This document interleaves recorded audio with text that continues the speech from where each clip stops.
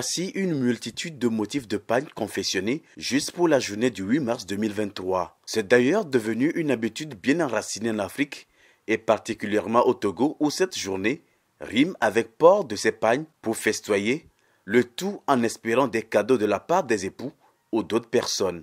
Et pourtant, il s'agit d'une journée qui a été instituée suite à des revendications des femmes, des revendications qui ont trait aux droits de la femme.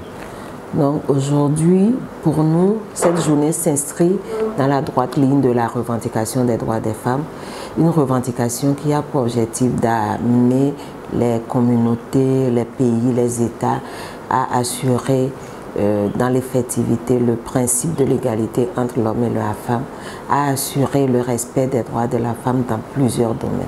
Et nous célébrons d'une manière factice la femme le 8 mars. L'accent est donc mis sur les droits de la femme afin que des actions de plaidoyer puissent se mener pour améliorer les conditions de vie et de travail des femmes. D'ailleurs, les défis en la matière sont énormes et persistants au Togo. Quand on regarde un peu l'atmosphère socio-économique du Togo, on pourra faire des plaidoyers en ce qui concerne l'emploi de la femme, en ce qui concerne la participation de la femme aux affaires publiques. Je pense qu'aujourd'hui qu'il y a plusieurs femmes qui se plaignent donc de la mévente pour celles qui sont des commerciales et en même temps il y a le pouvoir d'achat qui est faible aujourd'hui. On a augmenté le SMIC. Il reste son application.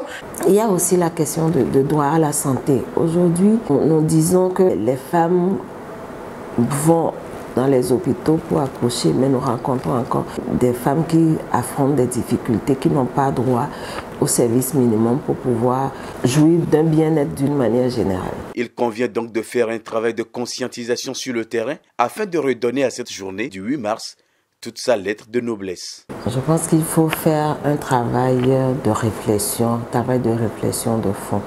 D'abord, je serai à la place du gouvernement que j'aurais commencé par interdire toute cette paille-là qu'on confectionne pour le 8 mars.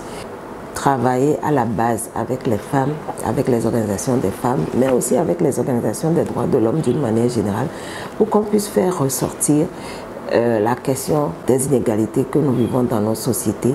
Il ne s'agit pas de fêter et demain se retrouver seul quelque part avec les mêmes défis, mais il s'agit de rester ensemble, de discuter et de trouver des solutions à des problèmes que nous traînons depuis des mois, depuis des années. Pour un monde digital inclusif, innovation et technologie pour l'égalité des sexes est le thème retenu au plan mondial pour la célébration du 8 mars 2023.